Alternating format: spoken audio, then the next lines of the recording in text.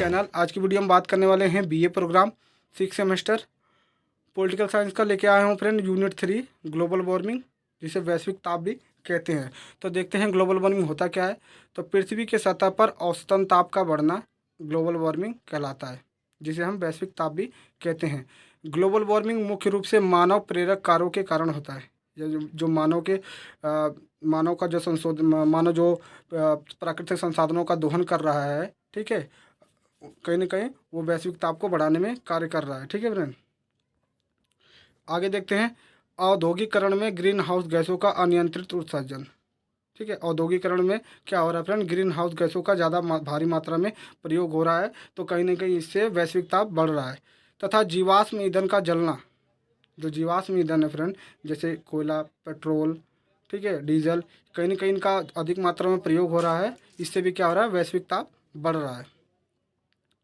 और आगे देखते हैं, ग्रीन हाउस गैसें वायुमंडल में सूर्य की गर्मी को वापस जाने से रोकती हैं। ग्रीन हाउस या हरित गृह भी बोलते हैं फ्रेंड, ग्रीन हाउस को हरित गृह भी बोला जाता है। तो ग्रीन हाउस बेसिकली ये होता है फ्रेंड कि आपने देखा होगा जहाँ अनुकूल जलवायु नहीं रहती है फ्रेंड, उस वहाँ पे क्या किया जाता है, आपने देखा होगा खेतों में जब फसलों के लिए क्या होता है, प्लास्टिक की परत बिछा दी जाती है। ठीक है, जहाँ पे शीत युद्ध मतलब सॉरी जहाँ पे ज़्यादा ठंड वाले प्रदेश होते हैं फ्रेंड, वहाँ पे ग्रीन हाउस ज़्यादा चीज़ें उसका प्रयोग किया जाता है। आपने देखा होगा कि ये प्लास्टिक से एक परत बना दी जाती है, फिर उसमें क्या होता है, सूर्य की किरण आती है, ठीक है, और उसमें समाहित हो जाती है, लेकिन वो वापस नहीं जाती है, तो कहीं ना कहीं वो तापमान को बढ़ा रही है। ठीक है, तो ग्रीन हाउस गैस भी क्या हो रहा है, वैश्विक ताप को बढ़ाने में मदद कर रहा है। ठीक है, इसके फलस्वरूप पृथ्वी के सतह पर तापमान बढ़ता जा रहा है।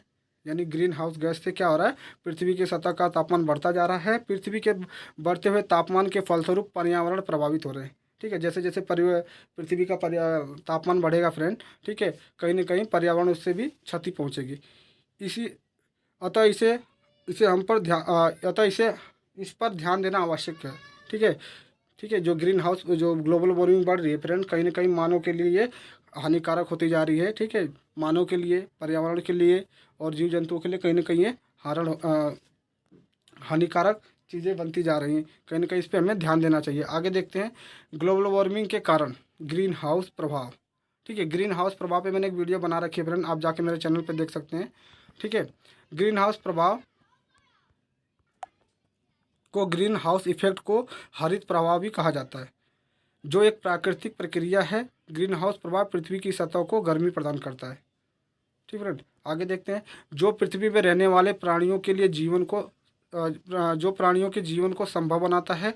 ग्रीन हाउस में शामिल गैसें जैसे कार्बन डाइऑक्साइड, मीथेन एवं जल वाष्प की मात्रा जब आवश्यकता से अधिक बढ़ जाती है, तो कहीं ना कहीं वैश्विक ताप को बढ़ाने में मदद करती हैं। ठीक है, और ये जो कार्बन डाइऑक्साइड है, मीथेन, ये सारी गैस क्या है, मानव को कहीं ना कहीं क्षति पहुंचाती हैं। ठीक है, तो वैश्विक ताप को भी बढ़ाती हैं और मानव को भी क्षति पहुंचाती हैं। आगे देखते हैं, तो यह पृथ्वी में तापमान को आवश्यकता से अधिक बढ़ा देती है, जिससे मौसम और पृथ्वी में रहने वाले सभी प्राणियों को हानि होती है। ठीक है, ग्रीन हाउस से क्या हो रहा है फ्रेंड, कहीं ना कहीं मौसम पे भी प्रभाव पड़ रहा है, और जो पृथ्वी पे रहने वाले सभी प्राणी जीव हैं उनको भी कहीं ना कहीं हानि हो रही है। अतः ग्रीन हाउस प्रभाव ग्लोबल वार्मिंग का मुख्य कारण है। ठीक है, वैश्विक ताप को बढ़ाने में ग्रीन हाउस गैस का कहीं ना कहीं मुख्य भूमिका रही है। ठीक है, वनों की अंधाधुंध कटाई, आपको पता है कि मानव अपनी पूर्ति के लिए, ठीक है, अपने अपने हितों की पूर्ति के लिए क्या कर रहा है फ्रेंड, वनों की अंधाधुंध कटाई कर रहा है। ठीक है, तो वनों की अंधाधुंध कटाई से क्या हो रहा है फ्रेंड, वैश्विक ताप बढ़ रहा है। आगे देखते हैं, क्योंकि वनों के कटाव से वातावरण में ऑक्सीजन की कमी होती है और हानिकारक गैसें जैसे कार्बन डाइऑक्साइड, मीथेन आदि की मात्रा बढ़ जाती है। ठीक है, वनों के कटाव से क्या फ्रेंड हो रहा है, जो जहरीली गैसें हैं वो बढ़ जा रही हैं, जैसे कार्बन डाइऑक्साइड, मीथेन। ठीक है, तो ये कहीं ना कहीं प्रकृति को क्षति पहुंचा रही हैं। जब प्रकृति को क्षति पहुंचता है तो वैश्विक स्तर बढ़ जाता है फ्रेंड। इस गैसों के प्रभाव के कारण भूमंडलीय ताप में वृद्धि हो जाती है। आगे देखते हैं, इसके अलावा वनों की कटाई से मौसम में परिवर्तन आते हैं, जिससे समय पर वर्षा न होने के कारण भी तापमान में वृद्धि होने लगती है। ठीक है, वनों की कटाई से क्या रहा है, मौसम भी प्रभावित हो रहा है, और जब मौसम प्रभावित होता है फ्रेंड, तो बिन समय बारिश होती है, और जो बिन समय बारिश होती है वो कहीं ना कहीं मानव जीवन के लिए हानिकारक है। ठीक है, और वैश्विक ताप को बढ़ाने का भी कारण कर रही है। विभिन्न प्रकार के प्रदूषण, जो प्रदूषण है फ्रेंड, वो भी कहीं ना कहीं वैश्विक ताप को बढ़ा रहे हैं। विभिन्न प्रकार के प्रदूषण जैसे वायु प्रदूषण, जल प्रदूषण, विकिरण प्रदूषण, मृदा प्रदूषण, ध्वनि प्रदूषण, ठीक है। इन प्रदूषणों के कारण भी पृथ्वी का तापमान में वृद्धि हो रही है। इन प्रदूषणों के कुप्रभाव से पर्यावरण, वायुमंडल में असंतुलन उत्पन्न हो रहा है, ठीक है। इन प्रदूषणों के कारण क्या हो रहा है, पर्यावरण और वायुमंडल में असंतुलन बन रहा है, ठीक है, जिसके कारण मौसम संबंधित कई समस्याएं होती हैं, जैसे अत्यधिक गर्मी, बेमौसम वर्षा आदि समस्याएं उत्पन्न होती हैं। अतः प्रदूषण भी ग्लोबल वार्मिंग को बढ़ाने का कारण है। आवश्यकता से अधिक आधुनिकीकरण। आधुनिकीकरण से तात्पर्य है कि समाजों में होने वाले परिवर्तन से, जिसे मशीनीकरण, तकनीकीकरण, बड़े बड़े कारखानों का निर्माण आदि को सम्मिलित किया गया है। आधुनिकीकरण में क्या है, बड़ी बड़ी मशीनें वगैरह लगा दी जाती हैं फ्रेंड, कारखाने लगाए जाते हैं जिनकी हमें आवश्यकता भी नहीं है, ठीक है।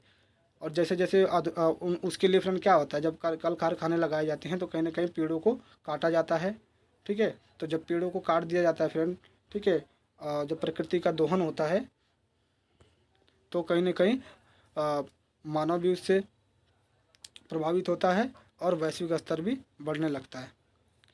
आधुनिकीकरण के कारण विभिन्न प्रकार के उपकरणों का निर्माण किया जा रहा है, जिससे उत्सर्जित कई घातक गैसें वायुमंडल को प्रदूषित करने के साथ साथ उसे असंतुलित कर देती हैं, ठीक है। आधुनिकीकरण के कारण क्या हो रहा है, नए नए उपकरणों का निर्माण हो रहा है, जिससे उत्सर्जित कई घातक गैसें वायुमंडल में प्रदूषित कर रही हैं, ठीक है। उससे निकलने वाला जो धुआं है फ्रेंड, वो कहीं ना कहीं वायुमंडल को प्रदूषित कर रहा है और उसे असंतुलित कर रहा है, वायुमंडल को असंतुलित बना रहा है। इसी प्रकार से इन गैसों के प्रभाव से वायुमंडल के तापमान में वृद्धि होती है और इस तापमान में वृद्धि को ग्लोबल वार्मिंग कहा जाता है। पांचवा है जनसंख्या विस्फोट। जनसंख्या विस्फोट, जिसे जनसंख्या वृद्धि भी कहा जाता है, वर्तमान में कई समस्याओं का जन्म दे रही है।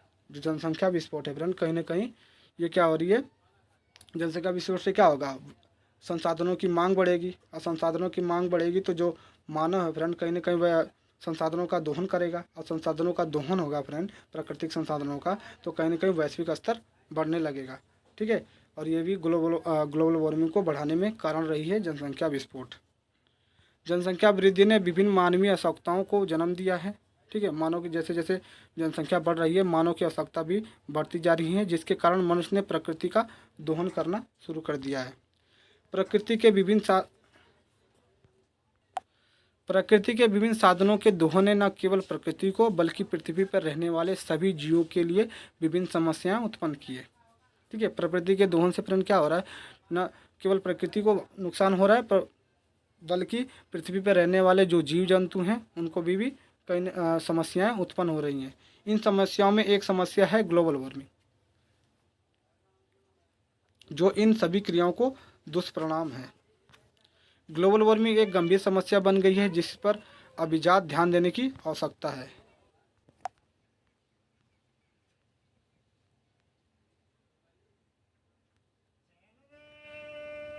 इसलिए जब कार्बन डाइऑक्साइड के अवशोषण के सबसे बड़े स्रोतों में एक गायब हो जाए तो गैस का विनियमन करने के लिए कुछ नहीं हो रहेगा। कहने का कारण, जब कार्बन डाइऑक्साइड, ठीक है, बढ़ने लगता है फ्रेंड, उसको अवशोषण करने के लिए यानी उसको ग्रहण करने के लिए, जब आपको पता है कि कार्बन डाइऑक्साइड कौन ग्रहण करता है, पेड़ पौधे करते हैं। जब पेड़ पौधे ही नहीं रहेंगे, कार्बन डाइऑक्साइड को अवशोषण कोई कर नहीं पाएगा, तो कहीं ना कहीं वो वैश्विक ताप को बढ़ाने का कारण रही है, ठीक है।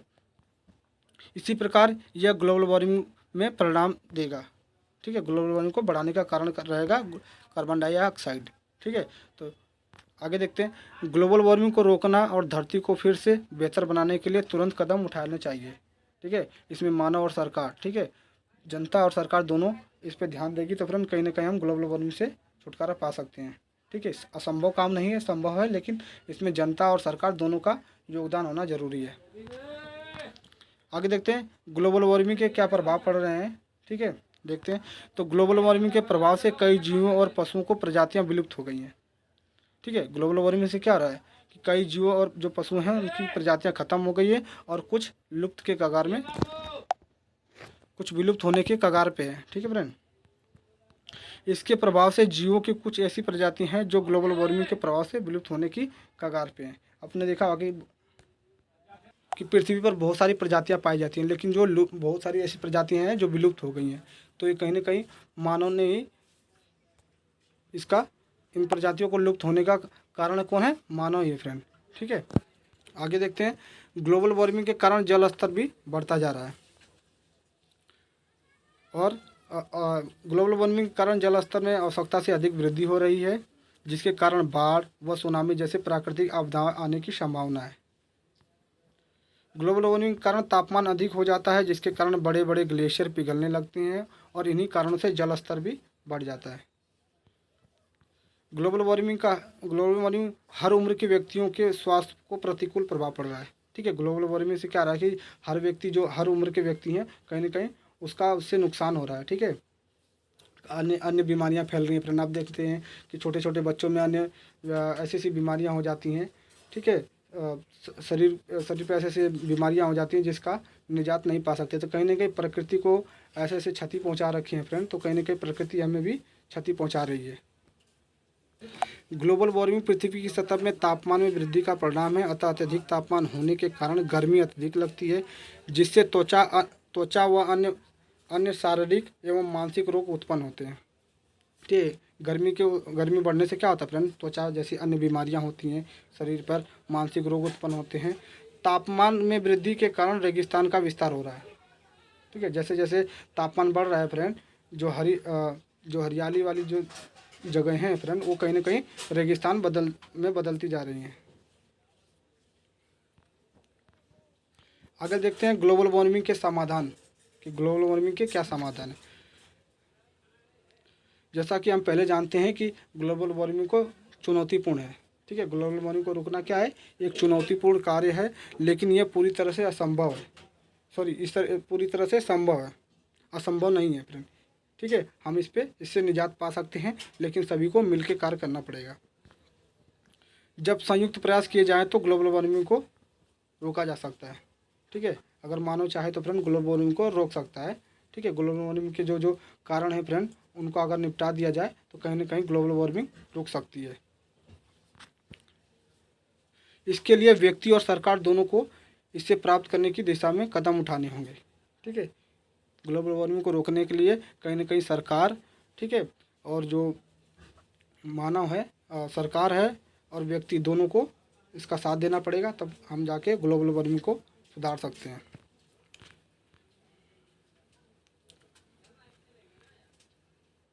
हमें ग्रीन हाउस गैस की कमी शुरू करना चाहिए।